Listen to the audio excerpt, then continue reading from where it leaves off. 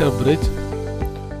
So meter bridge படிக்கிறதுக்கு முன்னாடி Kirchhoff law, Wheatstone bridge கான்செப்ட்ஸ்லாம் நம்ம படிச்சிருக்கணும். ஸோ இது பார்க்கலன்னா அந்த வீடியோஸை ஃபுல்லாக பார்த்துருங்க. இந்த மீட்டர் பிரிட்ஜில் 1 மீட்டருக்கு ஒரு ஒயர் இருக்கும், 100 சென்டிமீட்டர் ஒரு ஸ்கேல் மேலே வச்சுருப்பாங்க. இந்த 1 மீட்டர் ஒயர் இருக்கிறதுனால தான் இந்த இன்ஸ்ட்ருமெண்ட் நேம் மீட்டர் பிரிட்ஜ் அப்படின்னு சொல்லுவோம். ஸோ இதிலேருந்து கனெக்ஷன் எடுத்தோம் அப்படின்னா ஒரு அன்னோன் ரெசிஸ்டன்ஸ், அதை நம்ம பி நேம் வச்சுக்கலாம்.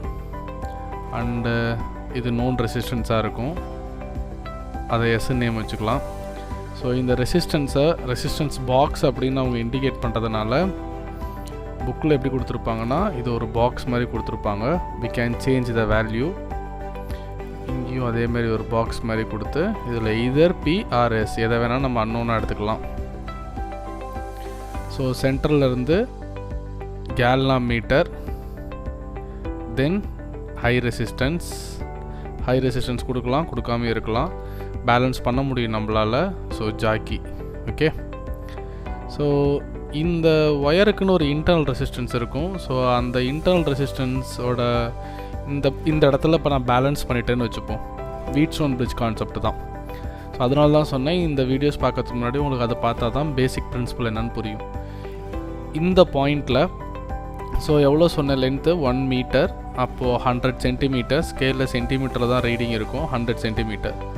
சப்போஸ் நான் இந்த இடத்துல அசியூம் பண்ணிக்கிறேன், for example from left to right 64 சென்டிமீட்டரில் நான் பேலன்ஸ் பண்ணிட்டேன். ஓகே, ஸோ இந்த ஒயருக்குன்னு ஒரு இன்டர்னல் ரெசிஸ்டன்ஸ் இருக்கும். தென் ரிமைனிங் உள்ள 36 சென்டிமீட்டர் போர்ஷனுக்கு ஒரு ரெசிஸ்டன்ஸ் இருக்கும். அப்போது இந்த R1 நான் எக்ஸ்பேண்ட் பண்ணுறேன். R1 is equal to resistivity length L1 by area of cross section A. Uniform area of cross section, right, throughout the wire cross section is same. Then R2 rho L2 by A. Okay, so here rho and A is constant. So அதை நம்ம வேரியபிளாக எடுத்துக்க வேண்டாம். இந்த L2 எப்படி எழுதலாம்? நான் இந்த இடத்துல இப்போ ஓரலாக ரெப்ரசன்ட் பண்ணும்போது என்ன ரெப்ரசன்ட் பண்ணேன்? R1 தட் இஸ் இந்த போர்ஷன் L1 எடுத்துக்கிட்டு தான் நம்ம ஒர்க் பண்ணோம். தென் இந்த போர்ஷன் L2 எடுத்துக்கிட்டோம். So if L1 is 64 centimetre, then L2 is 100 minus 64 because total length is 100, right? 100 minus 64 which is equal to 36 centimeter.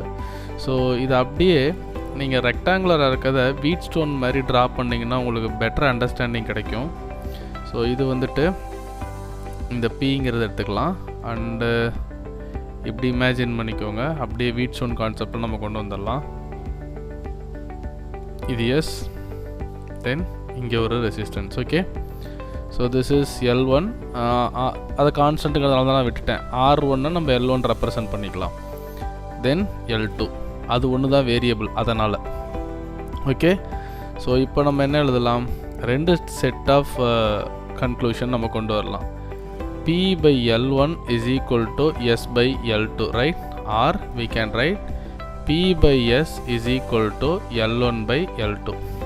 So if this is unknown, அதை நீங்கள் லேபில் ஒர்க் பண்ணும்போது உங்களுக்கு புரியும். கண்டிப்பாக இது 12th போர்ட் ப்ராக்டிக்கல் இருக்குது. அன்னோன்னா அதை ஸ்டிக்கர் பண்ணிவிடுவாங்க. அப்போ அதை தான் நம்ம கேல்குலேட் பண்ணணும். So P is equal to எஸ்ஸை ரைட் சைடு எடுத்துகிட்டு போனால் S L1 by L2.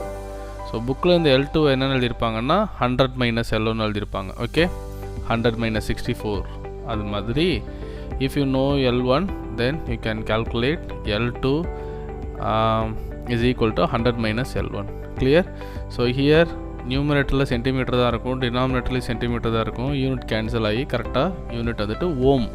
Left side resistance unit ஓம் தானே, அப்போ கண்டிப்பாக ரைட் சைடும் ஓமில் தான் இருக்கணும். Okay, clear?